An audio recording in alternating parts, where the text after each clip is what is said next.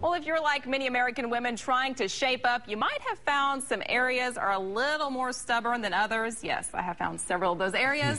And with us this morning to help us out to fix those areas is our fitness expert, Wes Cole. Good morning. Morning. All right, I love this topic. The troubleshooting guide for women in the gym, and we're going to go over some very frustrating muscle areas. Yes, it is. The first one right here, that underarm area. Well, you hear that a lot, especially when some of the ladies get a little bit older. They kind of start getting soft and sag a little bit. Women, they have the right idea when they're training in the gym. You really want to focus on tricep exercises. Yeah. Where they really go wrong is they pick exercises where it's either easy to cheat or they can go really high reps. The triceps, they respond best to kind of more intense exercises, a little bit either heavier exercises or exercises that put a little bit more tension. I have two exercises that really work. Kyle, come on out here. This right here first, it really puts you in the position to really keep you from cheating. Kyle's really keeping that elbow steady, and really what you want to do is you really want to aim for maybe 6 to 8 reps. You don't want the weight so heavy you hurt yourself, but you really want the weight heavy enough to where you can put a lot of tension in that muscle and activate all 3 heads of that tricep group. And if you're pretty strong at this, you can also do another one.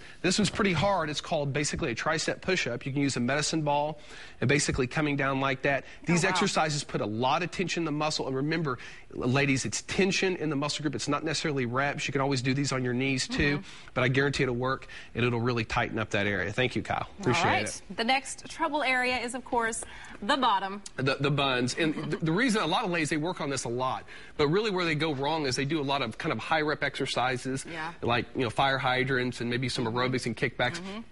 The thing about it is your glute muscles, they have capability for a lot of strength and power. And if you really want to really change that area and really tighten it up, you have to put like a lot of tension in it. And my favorite, of course, is the lunge. Beth coming out here. I know it's pretty basic, but it does work. Sometimes the basics are best. And if you can see right here what Beth's doing is she's lunging out deep. The deeper you can lunge out, the more you're going to activate your glutes. And like I tell all the ladies, as soon as you can do 8 to 12 clean reps on each side, don't be afraid to add the weight. You don't have to add a lot of weight. But remember, it's called progressive resistance training for a reason. I've seen this done, and then I've also seen where a person kind of lunges and walks at the They can same lunge, time. they can walk. It all works, but just make sure if you really want to work the glutes that you step out wide. Beth, go ahead and step real short. If you step short, you'll definitely work your kind of the front part of your quadriceps a little bit. So thank you, Beth. Did you get enough of them there? Are you feeling it? You feeling it right there? All right. And the last one is the thighs. Well, actually, most ladies, they want to reduce the size of their thighs. And I got one word for you. It's called cardio, especially long-distance type cardio, like running. Remember, long-distance exercises, they streamline you. Not only do they reduce body fat, but they'll reduce the overall size of your muscle to make it more metabolically efficient.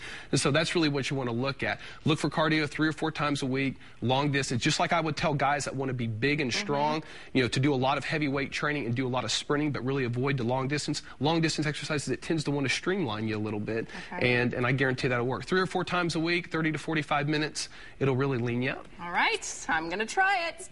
All right, time to answer a couple questions from our viewers. This first question comes from Brendan. All the trainers at my gym have greatly reduced the amount of stretching that we do before the session. Is this okay? They probably went to the same seminars that I've been going to. We've talked about this before. A lot of the major health organizations have really changed, kind of rewritten the book on stretching. A lot of studies are showing that stretching, it doesn't really prevent you from injury like we once thought. A little bit of stretching is good, but there's actually a lot of studies showing that too much stretching can actually reduce strength and actually increase your risk for injury. So, you know, the trainers are probably responding to a little bit more research. Exercise science is always changing. So that's a good sign. It means your trainers are probably keeping up to date. Yeah, because you just mentioned this a couple weeks ago as well. Absolutely. Okay, the next question comes from Stephanie. She asks, my gym keeps trying to make me buy protein shakes before and after my workout, but I'm just not hungry and don't feel like drinking them. Is my workout suffering because of this? Well, you want to keep in mind that some protein shakes, I thought we had one here, we might have not, but one of the popular protein shakes had over 200 calories in it. So you want to be real careful. You might need it. I'm not telling that a lot of people, they can be real active, but, you know, 2 extra protein shakes a day, you know, additional 400 calories. You know, if you're very active, you want to keep that in mind. But remember, protein's important, but calories, they do count. So you might need it, you might not. All right. Good advice today. If you have a question that you'd like Wes to answer, just go to the weekend morning section of our website, kjrh.com, click on the habitual health link, or you can give Wes a call. His number is 749-0960, or visit his gym on 46th, just east of Sheridan.